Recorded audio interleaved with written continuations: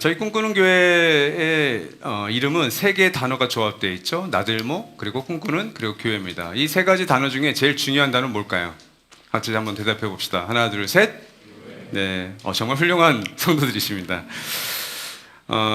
뭐 어떤 이름으로 지어졌는지, 혹은 어떤 것을 계승하는지, 어떤 전통을 이어받았는지 뭐 중요하죠. 그러나 진짜 교회가 이 주님의 교회인지, 이 모험의 머리가 그리스도인지, 이것이 아마 진짜 중요할 겁니다. 예를 들어서 뭐 우리 옆에 뭐 분당 우리 교회가 있죠. 그 분당 우리 교회 중에 가장 중요한 단어는 뭔가요? 분당인가요? 아닌 건 다 아시죠? 그럼 우리인가요? 그 공동체의 정체성을 담고 있죠. 제가 알기로는 함께 웃고 함께 우는 정체성을 담아서 우리라고 지었어요. 근데 교회가 중요하죠. 가령 여의도에 있는 여의도 순복음교회는 뭐가 중요한가요? 여의도? 아닌 건 다 아시죠. 그리고 순복음, 이게 그 정체성을 담고 있는 거예요. 그리고 교회가 중요합니다. 저희는 오늘 교회와 관련된 이야기를 좀 하면서 이 교회를 세워가는 리더들, 그리고 이 교회 안에서 공동체 안에서 세워지는 리더들에 대해서 함께 살펴보려 합니다. 마태복음 16장 18, 19절 짧은 말씀인데 같이 함께 읽죠. 시작. 나도 너에게 말한다. 너는 베드로다. 나는 이 반석 위에다가 내 교회를 세우겠다. 죽음의 문들이 그것을 이기지 못할 것이다. 내가 너에게 하늘나라의 열쇠를 주겠다. 내가 무엇이든지 땅에서 매면 하늘에서도 매일 것이요 땅에서 풀면 하늘에서도 풀릴 것이다. 마태복음 16장 18절 19절 말씀, 이 마태복음 16장은 다음 주에 우리 김경수 목사님께서 이 풀 본문을 가지고 말씀을 잘 전해 주실 거니까 그때 기대하시고요. 저는 18절 19절 말씀을 가지고 짧게 서론격을 얘기하겠습니다. 이 두 구절에는 예수께서 꿈꾸시고 설계하셨던 교회에 대한 청사진 혹은 설계도가 잘 나와 있는데요. 18절 전반절을 보시면 나는 이 반석 위에다가 내 교회를 세우겠다. 교회를 가리켜 지난주에 에베소서 1장 23절은 그리스도의 몸, 골로새서 1장 18절은 그 몸의 머리가 그리스도다 이렇게 되어 있죠. 그 말씀을 사도 바울이 했는데 바울이 지어낸 게 아니에요. 교회가 그리스도의 몸이고 그 교회의 머리가 그리스도라는 것은 예수께서 하신 말씀입니다. I will build my church on this rock. My church. 내가 내 교회를 세우겠다. 이것은 이미 2000년 전에 예수께서 그 누구도 교회의 주인 노릇할 수 없도록, 주인 의식을 갖는 건 필요하지만 주인 노릇은 할 수 없도록 이미 2000년 전에 못을 박아 놓았습니다. 이 사실을 잊을 때 이 교회의 힘과 권력과 지위와 어떤 영향력을 가진 누군가에 의한 역시 빅마우스에 의해서 이 교회는 사유화될 수가 있습니다. 그리고 교회 역사는 2000년 동안 그렇게 되었다는 것을 알려주고 있습니다. 우린 무엇을 꿈꾸고 있을까요? 네, 주님의 교회를 꿈꿉니다. 여러분은 어떤 공동체, 어떤 교회를 꿈꿉니까? 분위기 좋은, 행복한, 예배가 뜨거운, 말씀이 있는, 기도를 많이 한, 그러나 그 모든 것에는 위에 정점에는 이 교회가 주님의 교회가 되는 것을 꿈꾸고 계실 거예요. 그 주님의 교회가 된다면 여러분들이 신앙생활을 하시고 여러분들이 이곳에서 훈련받고 이곳에서 섬기는 것들이 즐거울 수밖에 없겠죠. 때론 피곤하고 힘들지만 보람이 있겠죠. 그것이 우리가 꿈꾸는 교회입니다. 이 교회의 주체가 누구인지를, 나의 교회, 주님의 교회임을 선명하게 이해하는 것이 이 교회 설계도를 이해할 때 첫 출발점이고요. 이 교회 능력에 대해서 18절 중간절에 죽음의 문들이 이기지 못할 것이다 이렇게 얘기했습니다. 이것은 영어 성경 정확하게는 The Gates of Hades. 하데스는 여러분 그리스 로마 신화에 나오죠. 바로 지옥이라고 할 수 있고 음부라고 할 수도 있고 죽은 자들이 모여있는 어떤 장소를 의미합니다. 그러니까 죽음의 문들이 이길 수 없는 곳이 교회, 이 교회의 능력이라고 얘기하고 있는 거예요. 어떤 인간도 극복할 수 없는 여러 종류의 죽음의 문들이 있는데 가장 큰 죽음의 문은 죽음 그 자체입니다. 인간은 자연사 혹은 재해, 질병으로 인해서 어쩔 수 없이 죽음에 노출되어 있습니다. 태어나자마자 죽음을 향해 열심히 달려가고 있는 존재가 저와 여러분이죠. 죄로 말미암아 인간이 마주하는 이 냉혹한 현실은 바로 죽음이라고 하는 사실입니다. 로마서 6장 23절 전반절에 죄의 삭은 죽음이요. 죄의 대가, 죄에 대한 지불값이 바로 죽음이라는 겁니다. 하나님께 반역하고 인생과 역사에서 하나님의 자리를 빼앗았던, 찬탈했던 인간에 대한 그 죄값이 바로 죽음이었습니다. 그러나 하나님께서는 이 로마서 6장 23절 후반부에 하나님의 선물은 우리 주 예수 그리스도 안에서 누리는 영원한 생명이다. 이 영원한 생명을 주셨음을 지난주에 잘 살펴봤죠. 그것이 십자가와 부활의 사건이고요. 2000년 동안 교회는 어떤 죽음의 권세 앞에서도, 죽음의 문들 앞에서도 거꾸러지지 않았습니다. 오히려 그 교회를 무너뜨리려고 했던 권력가들과 제국들, 그 힘들이 다 쓰러졌음을 우리는 교회사를 통해, 세계사를 통해 보게 됩니다. 이 교회는 그러면 왜 세워졌는가, 왜 존재하는가? 그것이 19절에 있죠. 베드로 대성당을 가보시면 베드로 오른손에 들려있는 황금 열쇠를 볼 수 있습니다. 메고 푸는 것에 목적어가 없기 때문에 많은 논란이 신학자들에게 있었습니다. 도대체 뭘 메고 뭘 풀 수 있는 건가? 그래서 전통적으로 카톨릭 교회에서는 성경을 해석하는 권리로 해석했습니다. 그래서 이 성경을 읽고 해석하는 권리가 프리스트, 사제들에게만 있다고 얘기했죠. 그래서 1500년의 교회 역사였기 때문에 성경을 번역해서 성도들에게 읽히는 행위를 재판을 통해 화형을 했던 겁니다. 혹은 마태복음 18장 15, 16, 17, 18절 보면 이 땅에서 혹은 하늘에서 메고 푸는 것이 똑같은 구절이 나오는데 그것을 근거로 하면 그 앞뒤에 교회의 디서플린, 건징과 치리에 관한 말씀이기 때문에 교회가 어떤 죄를 지은 성도에 대해서 건징하고 치리하는 권한이 교회에게 있다라는 것으로 이 열쇠를 해석하기도 합니다. 우리는 어떻게 해석하는 것이 좋을까요? 요한계시록 3장 7절 말씀을 같이 한번 읽겠습니다. 시작. 빌라델비아 교회의 신부름꾼에게 이렇게 써 보내라. 거룩하신 분, 참되신 분, 다윗의 열쇠를 가지고 계신 분, 여시면 닫을 사람이 없고 닫으시면 열 사람이 없는 그분이 말씀하신다. 하나님 나라의 열쇠를 가지신 예수께서 그 열쇠를 누구에게 주셨다? 교회에게 주셨다. 이 말씀입니다. 땅에서 매면 하늘에서도 매이고 땅에서 풀면 하늘에서도 풀린다. 여기서 중요한 건 순서입니다. 땅은 눈에 보이는 세상을 의미하고 그리고 하늘은 눈에 보이지 않는 하나님 나라를 의미합니다. 교회는 땅에서 하나님 나라를 보여주는 사람들의 공동체입니다. 그 공동체에게 하나님 나라를 열 수 있는 혹은 닫을 수도 있는 열쇠를 주신 겁니다. 그러니까 천국 열쇠는 하나님 나라의 백성과 시민인 저와 여러분이 그 교회된 공동체가 이 깨어진 세상 한복판에서 그 하나님 나라를 활짝 열어주는 열쇠와 같은 역할을 하기도 하고 그리고 그 열쇠를 팽개치는 닫는 역할도 한다는 겁니다.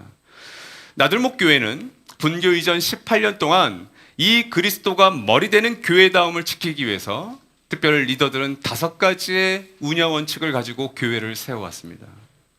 그래서 이것은 리더들만이 아니라 오늘 모든 우리 하늘 가족들께서도 또 이곳에 계신 손님과 차니들께서도 이 교회는 주먹구구식으로 교회를 세우는 것이 아니라 탑 리더로부터 모든 수평적인 관계에서의 가족들이 이 원리에 따라 교회를 세워왔구나. 나도 꿈꾸는 교회도 이 5가지 원칙에 따라 운영위원들과 사역자들이 살아오고 있습니다. 이 5가지의 원리를 오늘 소개하고 말씀을 마무리하려고 합니다. 한번 따라해 볼까요? 성경의 최종적인 권위. 너무나도 단순하지만 이것이 첫 번째 원리입니다. 이 첫 번째 원리로부터 나머지 모든 원리가 사실은 파생되는 것인데 교회는 하나님 나라를 드러내는 공동체입니다. 그런데 이 다스림, 하나님의 통치, 이 통치와 다스림에 대한 좋지 않은 인식이 우리 모두에게 있죠. 우리가 부모님을 선택할 수 없습니다. 그래서 유쾌하지 않은 아버지, 유쾌하지 않은 조부모님이나 어머니를 우리는 만날 수 있습니다. 그분의 다스림과 통치를 우리는 싫어할 수 있어요. 또한 역사적으로 일제강점기의 압제와 그리고 근현대사의 군부 독재라고 하는 다스림을 우리는 경험했습니다. 교회도 자유롭지 못했습니다. 교회도 여전히 부족했던 어떤 리더십으로 인해서 어떤 독재자와 같은 리더십으로 인해서 카리스마가 강한 리더십으로 인해서 융성할 때가 있었지만 그 마지막과 퇴락이 너무 비참했던 교회 역사가 있었습니다. 1908년 평양 대부운동과 그리고 건강한 여러 공동체들의 개교의 성장과 성숙 뒤에는 바로 말씀의 재발견, 성경의 재발견이 있었습니다. 1507년 종교개혁 시절에도 마찬가지였죠. 종교개혁 500주년을 맞이했지만 종교개혁 역시 이 말씀에 대한 재발견으로 시작된 사건이었죠. 하나님의 말씀으로 사는 사람들이 바로 저와 여러분들이기 때문에 목사가 말하니까 순종해야 돼. 이 말은 비성경적입니다. 목사가 말하든 전도사님이 말하든 목자님, 하늘가족이 말하든 그것이 성경적이라면 우리 모두는 그것에 순종해야 될 책임이 있습니다. 교회 리더들은 당연히 성경이 가르치는 대로 운영해야 될 책임이 리더들에게 있는 겁니다. 그러니까 우리 운영위원들 또 사역자들 또 성도 사역자들이 가정교회와 연합교회와 여러 부서들을 만약 비성경적으로 가르치고 다스리고 있다면 그것에 대해서 우리는 저항할 수 있어야 합니다. 마태복음 7장 24절 25절이 바로 이 성경의 최종적인 권위를 잘 보여주고 있습니다. 같이 읽죠. 시작. 그러므로 내 말을 듣고 그대로 행하는 사람은 반석 위에다가 자기 집을 지은 슬기로운 사람과 같다고 할 것이다. 비가 내리고 홍수가 나고 바람이 불어서 그 집에 들이쳤지만 무너지지 않았다. 그 집을 반석 위에 세웠기 때문이다. 이 말씀은 마태복음 산상수훈의 전체적인 결론이면서 7장의 결론입니다. 마태복음 5장, 6장, 7장 산 위에서 제자들이 하셨던 말씀이어서 산상수훈이라고 하죠. 주님의 말씀을 그대로 듣고 행하는 사람, 이 사람이 복이 있다고 얘기하시면서 즉 말씀에 따라 사는 개인과 공동체도 비와 바람과 홍수가 들이닥칠 텐데 그러나 중요한 건 무너지지 않는데요. 여러분, 깨끗한 교회가 있을까요? 없습니다. 깨끗한 교회가 있다면 여러분이 들어가는 순간 그 교회는 더러워집니다. 그게 아이러니죠. 깨끗한 교회는 이 땅에 없습니다. 그런데 말씀이라고 하는 그 반석을 그대로 행하는 사람, 행하는 공동체에게는 비와 바람과 홍수가 불어닥친다 해도 무너지지는 않는다라고 얘기하고 있는 거죠. 자생 능력도 있고 다시 건강하게 회복될 수 있다는 걸 의미합니다. 성경이 교회의 최종적인 권위라고 하는 이 말씀은 예수께서 하신 말씀을 그대로 순종하기 위해서 힘쓰고 노력한다는 걸 의미합니다. 이를 위해서 무엇을 합니까? 용기를 내고 그리고 모험합니다. 이렇게 해도 교회가 망하지 않는다는 것, 반대로 얘기하면 말씀을 따르지 않는다면 망할 것을 각오하는 것, 그것이 성경의 최종적인 권위를 실천하는 겁니다. 앞서 우리 지영자매께서 후반부에 얘기했던 그 수련회가 그 부분이에요. 우리 정가족 여름 수련회 때 우리 광길 형제가 이렇게 운동회 준비할 때 저도 가서 같이 형제들하고 이렇게 조립하고 섬기고 또 워터파크 마치셨을 때 또 우리 형제들과 또 한 자매가 또 우르르 가서 또 한 시간인가요? 한 50분 정도 또 이렇게 같이 설치한 걸 또 해체하고 저희 운영위원장께서 그때 저한테 얘기하셨어요. 형님은 그냥 예배 말씀 준비하시라고. 근데 제가 그때 마음에 하나 떠오른 거죠. 안 할 이유가 없었어요. 왜? 말씀을 다 준비해놨기 때문에. 분명히 저를 교만하다 뭐 이렇게 생각할 수 있는데 진짜 준비했는데 어떻게 해요? 저도 안 하고 싶죠. 또 땀 날 것이고 또 기도로 더 준비해야 되나? 둘째 날 저녁에 그럼 뭐 그렇게 나쁘지 않았잖아요, 그죠? 정말 안 할 이유가 없었어요. 그냥 나라도 가서 제 생각에 이렇게 많이 나올 것 같지 않았거든요. 좀 힘들 것 같고 그래서 어떤 얼굴들이 나올까 이렇게 한번 보고 싶었어요. 이 천국에 갈 사람들. 근데 한 자매도 오셔서 같이 이렇게 섬기시는 거 보고 그 얘기를 하는 거예요. 그래서 제가 이렇게 얘기하다가 왜 그때 자매 물어본 거죠. 목사님 그때 왜 나오셨어요? 근데 뭐 안 할 이유가 없었는데. 제가 왜 그런 일들을 할까요? 성경에 나와 있잖아요. 성경에 먼저 섬기라면서요. 너무 심플하네요. 이렇게 끝납시다. 두 번째 원리입니다. 따라하시죠. 영적 분별에 의한 의사결정. 이런 거죠. 제가 성경을 읽고 이게 성경의 뜻이다. 우리 운영위원장들, 운영위원들, 또 마을리들, 목자님들, 또 우리 가족들 이렇게 갑시다. 그럴 수 있죠. 근데 이것을 영적 분별에 의해서 같이 한다라는 거예요. 여러분, 권위주의적인 의사결정과 민주주의적인 의사결정 무엇이 더 건강하고 좋을까요? 경우에 따라 좀 다릅니다. 교회는 의사결정할 때 어떻게 하는 게 좋을까요? 가령 정치인들을 우리가 선출할 때처럼 투표할 수 있죠. 그러나 우리도 투표할 때가 있을 겁니다. 그러나 투표와 함께 민주적인 절차와 함께 뭘 하냐면 영적으로 함께 분별하는 거예요. 가정교회에서 우리 저희도 이제 다다음 주에 MT를 가는데 우리 산으로 갈까 바다로 갈까 투표할 수 있죠. 그거 어떻게 감당하시려고 투표하세요? 한 6대5로 갈라졌다. 그러면 지혜로운 목자님은 강원도로 가시겠죠. 그래서 1박은 산에서 다음 날은 바다에서 지혜로운 겁니다. 근데 누군가는 마음이 상해요. 그럼 그때 어떻게 해야 돼요? 같이 분별하는 거죠. 우리가 이제 산으로 가야 될지 혹은 바다로 가야 될지 함께 좀 분별해 보는 겁니다. 어떤 바다에 대한 사연이 있는 가족이 있을 수도 있겠죠. 그다음에 우리가 그 바다를 한번 보게 해줄까? 잘 안 와드시는군요. 우리 어머니가 돌아가셔서 그 어머니의 유고를 바다에다 뿌렸어요. 우리 이 가족을 좀 위로하러 한번 바다에 가자. 그럼 어떤 가족이 거기에다 대고 난 죽어도 산을 갈래요. 그냥 산 보내세요. 산 그냥 보내세요. 그게 분별하는 거라고 생각해요. 다수결? 아닙니다. 최종적으로 함께 우리가 분별하는 거죠. 그래서 우리는 합의가 아니라 협의를 합니다. 합의는 북한과 중국처럼 만장일치를 그것도 공개적으로 하시는 분들, 그렇죠? 근데 우리는 협의를 합니다. 뭐 합의는 겉으로 일살불란해 보이고 뭐 잡음이 없어 보이죠. 다 100명이 다 만장일치했으니까. 근데 그것은 건강하진 않죠. 협의는 위임받은 리더들이 함께 모여서 토론하고 논의하고 뭐 싸우기도 하고 뭐 소리도 지르고 하다가 그 결정을 리더들이 결정하는 거예요. 그 리더들의 결정 우리 모두가 함께 한 거라고 받아들인 겁니다.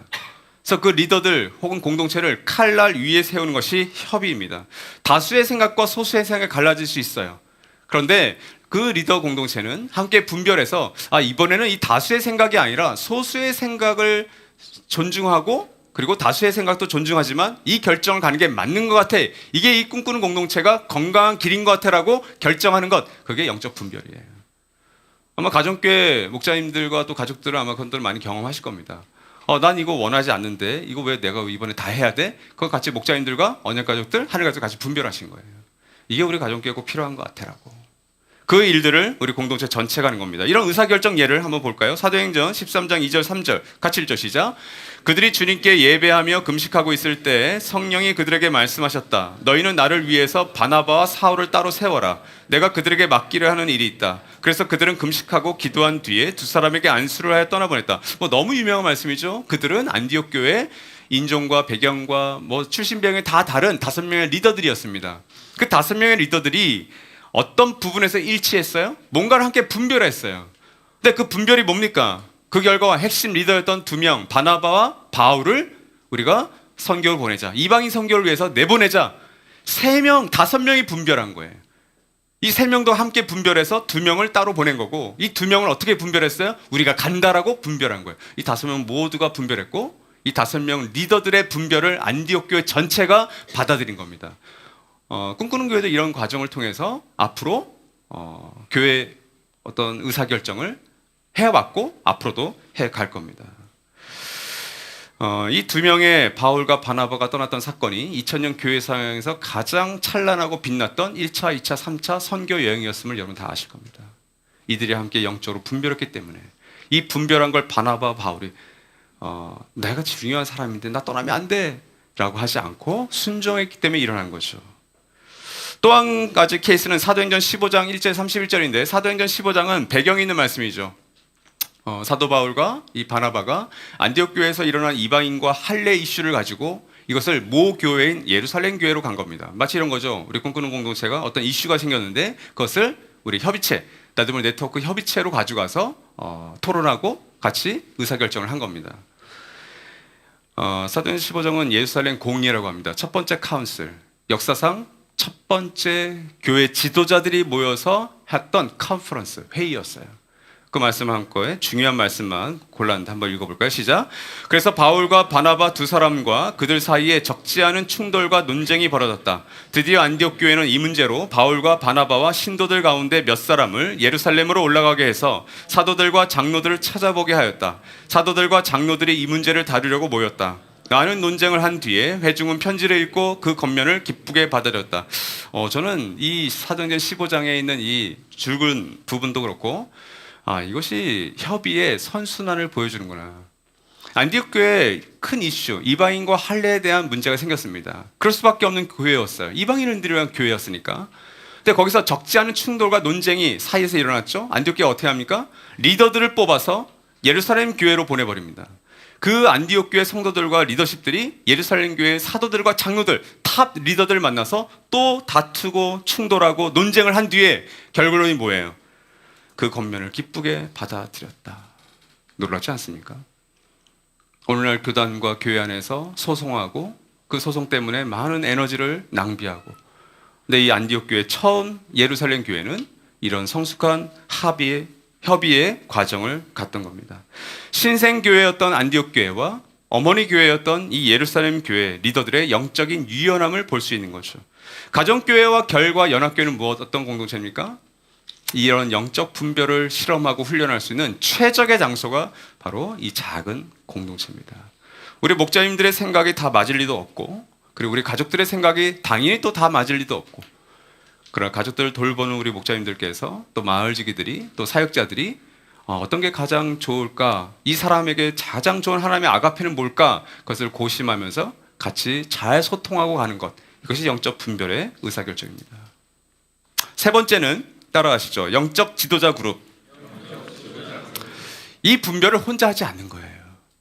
왜냐면 저 역시 저 혼자 자기 성찰을 하고 이 꿈꾸는 교회를 결정하는 여러 중요한 결정을 저 혼자 했으면 아마 꿈꾸는 교회 벌써 망해도 한 대여섯 번을 망했을 것 같습니다. 근데 이 중요한 결정의 구비마다 때로는 우리 마을지기들과 때로는 우리 협의체 안에서 때로는 우리 목자님들과 함께 분별했기 때문에 그 영적 지도자 그룹이 있었기 때문에 이렇게 된 거죠. 어떤 뛰어난 리더도 온전히 혼자 결정할 수 없습니다. 그것은 독재라고 부를 수 있죠. 우픈 농담이 하나 있습니다.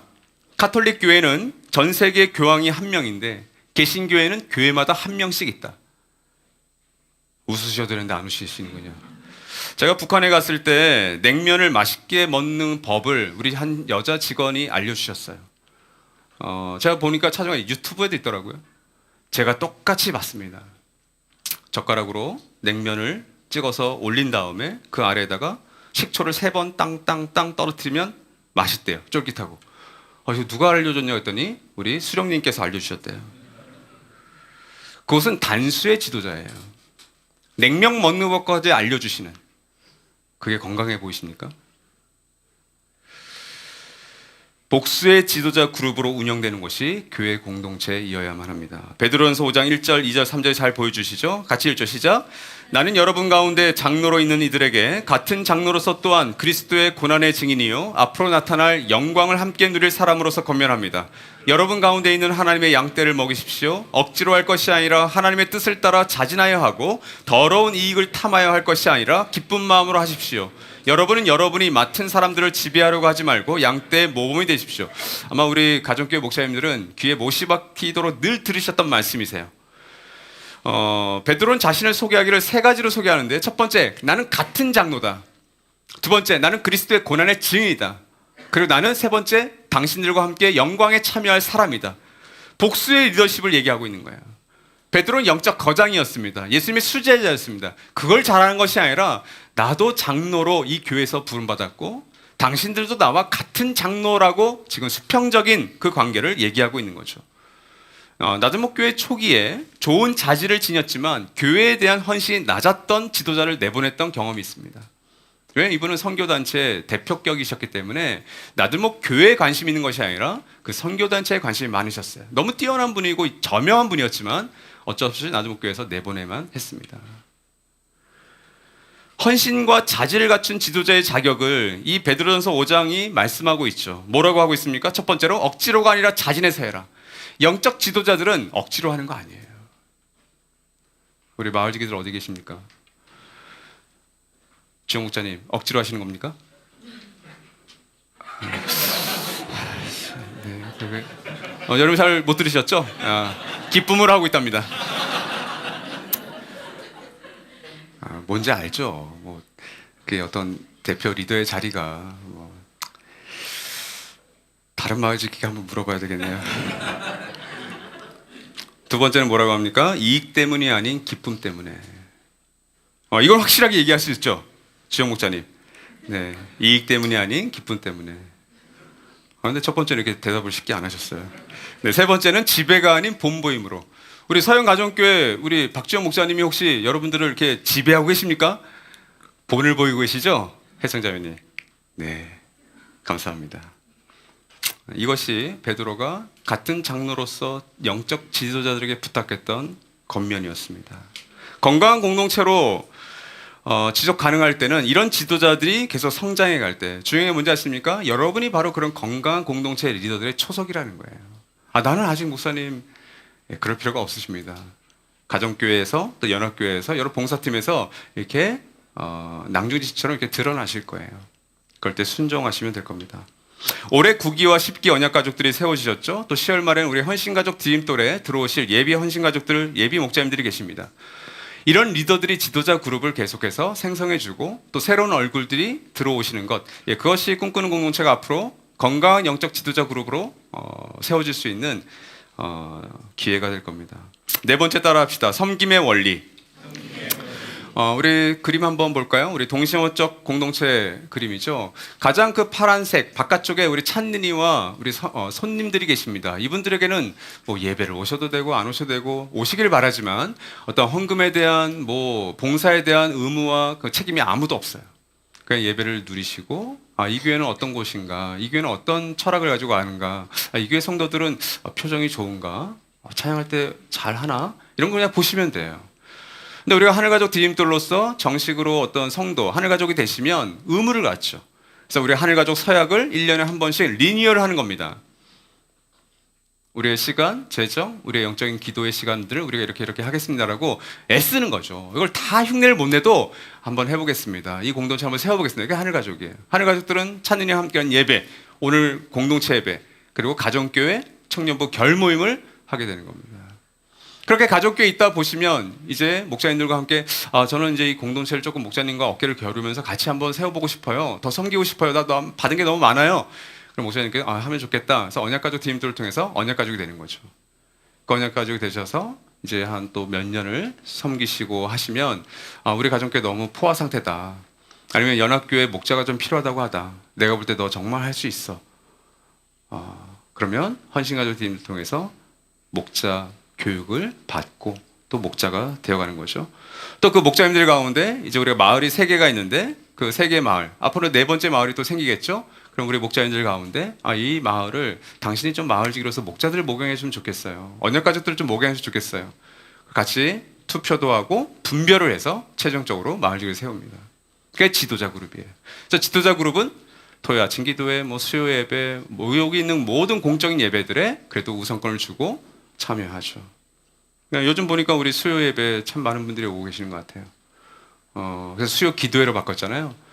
저는 거기에 계신 하늘가족들과 목사님들 너무 좋으신 것 같아요.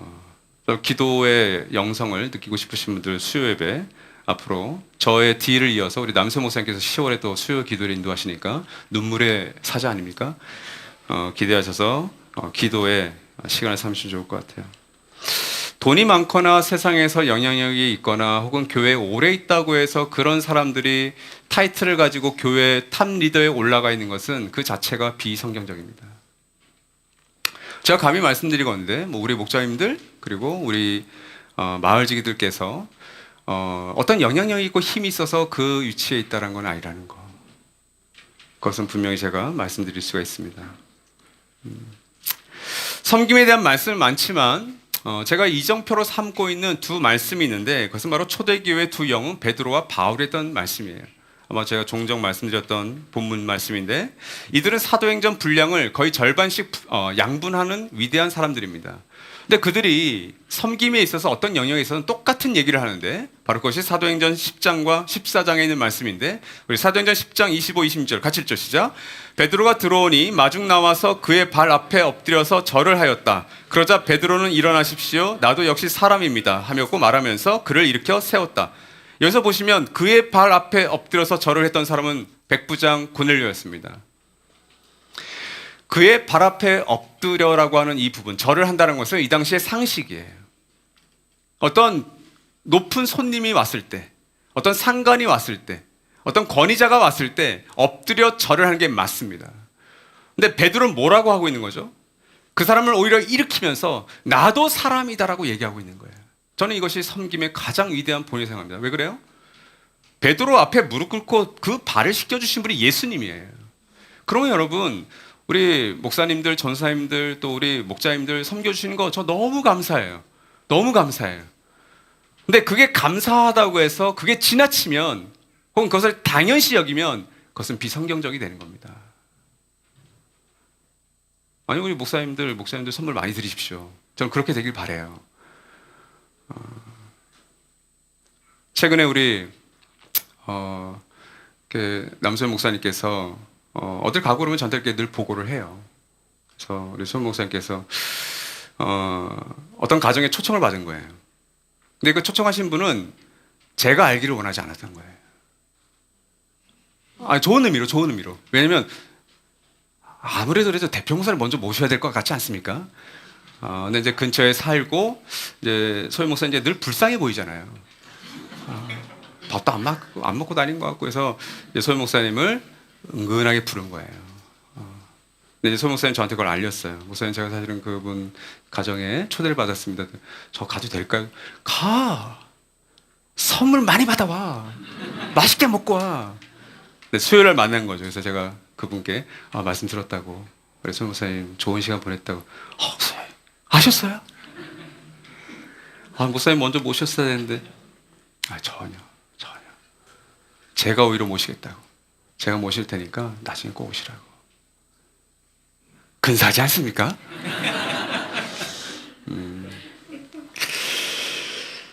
제가 이걸 알기 때문에 그래요.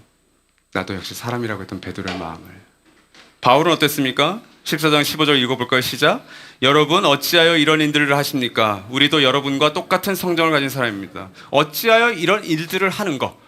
이들이 제우스이고 이들이 헤르메스인 걸 알고처럼 절을 하는 거, 이게 당연하고 상식이었어요. 능력을 일으키니까. 근데 바울은 우리도 여러분과 똑같은 성정을 가진, 그러니까 베드로가 똑같은 말 하는 거예요. 나도 사람이라고. 자신들이 사람임을 알았던 것.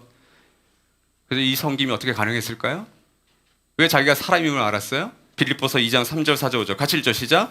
무슨 일을 하든지 경쟁심이나 허영으로 하지 말고 겸손한 마음으로 하고 자기보다 서로 남을 낮게 여기십시오. 또한 여러분은 자기 일만 돌보지 말고 서로 다른 사람들의 일도 돌보아 주십시오. 여러분 안에 이 마음을 품으십시오. 그것은 곧 그리스도 예수의 마음이기도 합니다. 중요한 게 뭡니까? 서로.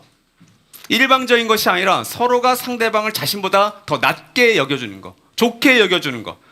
가정교회 안에서, 연합교회 안에서 목사님들이 가정교회 식구들에게 다 쏟아부어주고 다 낮게, 이것만이 있는 게 아니라 때론 가족들이 목사님을 더 낮게 여겨주는 것, 존중하게 여겨주는 것, 그것이 선순환 대화야 건강한 공동체 얘기하는 겁니다. 그게 그리스도 예수의 마음이라는 거예요. 그래서 바울은 섬김이 가능했던 겁니다. 우리 청소년부 교사들이 너무 긴급히 필요하다고 그러죠. 이 광고엔 제가 관여하지 않았습니다. 이 광고는 어제 그냥 다음 세 사역자들이 이렇게 올린 것 같아요. 뭐 119도 아니고 이렇게 긴급하다고. 그래서 긴급한 것 같습니다, 여러분. 마음에 울림이 있었으면 좋겠습니다. 5번째 따라 하시죠. 자발적 헌신.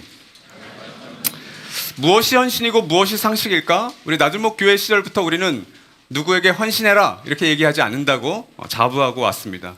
왜? 헌신은 상식이니까. 왜 헌신이 상식일까? 우리 언약가족 팀들 늘 보는 영상 중에 하나인데 우리 오노다 히로의 영상 보시고 말씀을 이어가겠습니다.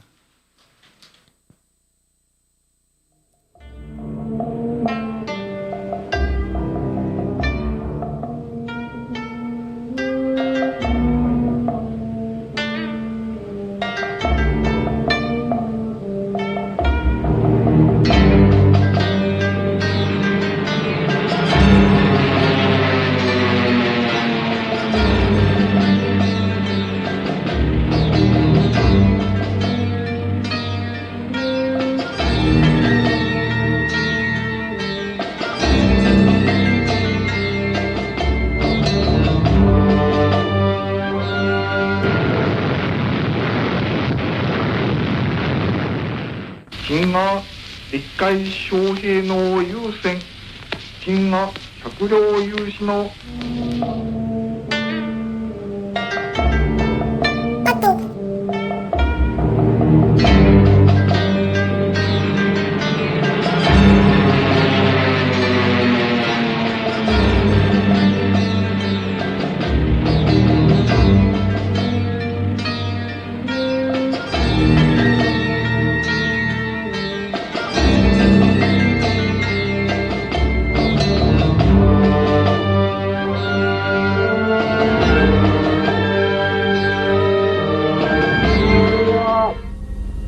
日本が戦争に負けたということを最初信用しなかった。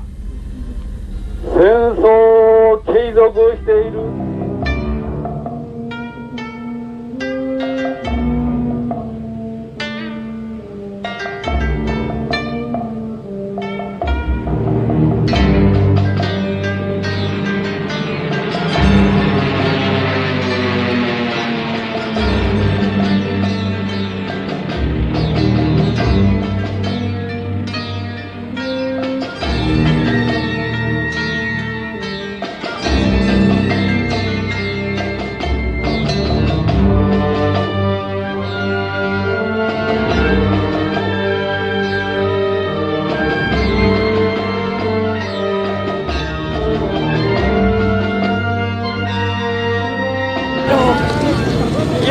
いて帰ってくれる長い間ご苦労でございました。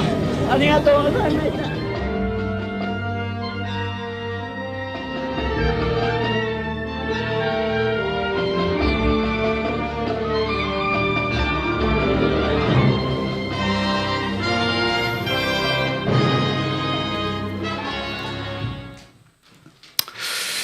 네, 박수 칠 수는 없겠죠, 그렇죠? 여러분 어떠세요? 이 분이 영웅 같으세요? 22세에 참전해서 약 30년 동안, 29년 동안 일본 제국이 망한 걸 모르고 여전히 전투를 수행했던 일본의 영웅이라고 합니다. 이미 전쟁에서 졌고 전쟁이 끝났다는 걸 모르고 전투를 계속했던 사람. 여러분 이런 사람을 보면서 우리는 하나님 나라가 이미 임했는데 그 망하지 않을 영원한 나라를 향해서 살지 않고 이미 십자가의 죽으심을 통해서 패배시키고 망하게 된 그 나라를 위해서, 이 세상을 위해서 살아가고 있는 어쩌면 우리의 모습, 그 모습이 이 오노다 히로와 겹칠 때가 있을 것 같습니다. 망할 나라가 아닌 망하지 않을 나라를 위해서 내 시간, 내 돈, 내 에너지를 쓰는 것이 헌신인가? 아니죠. 그건 상식이죠. 오노다 히로의 이 모습이 헌신 같습니까? 그렇게 살려고 하는 게 진짜 헌신이죠. 그래서 헌신은 상식이 되는 겁니다. 고린도전서 3장 10절에서 사도 바울은 나는 하나님께서 나에게 주신 은혜를 따라 지혜로운 건축과 같이 기초를 놓았습니다. 그런데 다른 사람이 그 위에다가 집을 짓습니다. 그러나 어떻게 집을 지을지 각각 신중히 생각해야 합니다. 사도 바울은 자신의 삶이 이 오노다 히로처럼 살기를 원하지 않았던 거예요. 왜? 진짜 하나님 나라가 이미 임했다는 걸, 부활하신 예수 그리스도를 만났기 때문에 그는 그렇게 살아갈 수밖에 없었던 게 상식이었어요.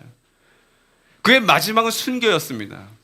근데 그 순교와 죽음이 여러분 때로는 아름답고 숭고하고 위대해 보이지 않습니까? 그는 진짜 헌신했기 때문에 그렇습니다. 그래서 지혜롭게 그리고 신중히 생각하게, 그러니까 자기의 삶과 사역을 그렇게 계산했던 사람이 사도 바울이었습니다. 다시 이 말 하나님 나라가 도래했을 때 나무와 풀과 짚이 아니라 홀라당 타버릴, 진짜 타지 않을, 우리가 세상에서도 귀하게 여기는 금과 은과 보석같이 자기의 삶과 사역을 쌓아 올렸던 사람이 사도 바울이었습니다. 성경에 기록된 바울과 베드로, 초대교회 제자들의 모습, 성도들의 모습은 피곤하고 힘든 인생이었습니다. 그러나 그들의 삶의 여정과 마지막의 모습을 보면 다른 모습을 보게 됩니다. 우리도 이렇게 살고 싶다. 어쩌면 인생을 꽤 오래 사신 분들은 이런 삶의 가치를 이미 알고 계실 겁니다. 근데 여러분, 그들이 대단한 일을 하려고 했던 것이 아니라 자신의 진짜 정체성에 맞춰서 합당하게 한 걸음 한 걸음 살았다라는 사실이 중요합니다. 저는 그런 교회를 꿈꿉니다. 상식적이고 당연한 일에 너무 놀라지 않는 교회. 자발적 헌신에 그 답이 있는 거예요. 저를 비롯한 탑 리더라 불리는 그 한 사람 한 사람이 이 헌신이 당연한 상식임을 정말 믿고 성경에 나와 있는 그 원리대로 그대로 행하는 사람들이 리더에 있는 자들. 여러분, 그런 교회를 꿈꾸고 싶습니다. 저는 진짜 리더를 낳는 공동체를 향한 꿈이 있습니다. 여러분, 교회가 외형적으로 커지는 것이 중요하지 않고 교회를 이루는 저와 여러분이 깊어지고 넓어지고 그리스도 안에서 그분을 닮아가는 것이 진짜 교회가 성장한다는 것을 잊지 마십시오. 우리가 위대해서가 아니라 예수께서 세우시려고 했던 교회가 위대하기 때문에, 그분의 꿈이 위대하기 때문에 우리는 그 꿈에 잠시 숟가락 하나를 얹어 놓는 거라는 거. 그럴 때 오늘 이 추수감사절을 맞이해서 이 공동체를 세워가다가 언젠가 하나님 앞에 이 공동체를 세워가는 일에 나의 모든 것들을 드린 것에 너무 감사하다라고 하는 고백을 할 수 있는 저 여러분 되시기를 주님의 이름으로 소망합니다.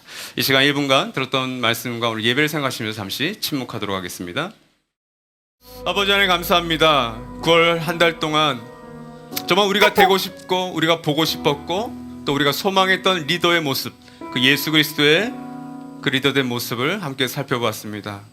주님, 모두는 리더 때문에 상처받았고 때로는 리더인 나 때문에 상처를 주었던 가해자요 피해자의 삶을 살아왔습니다. 그러나 이 시간 이후로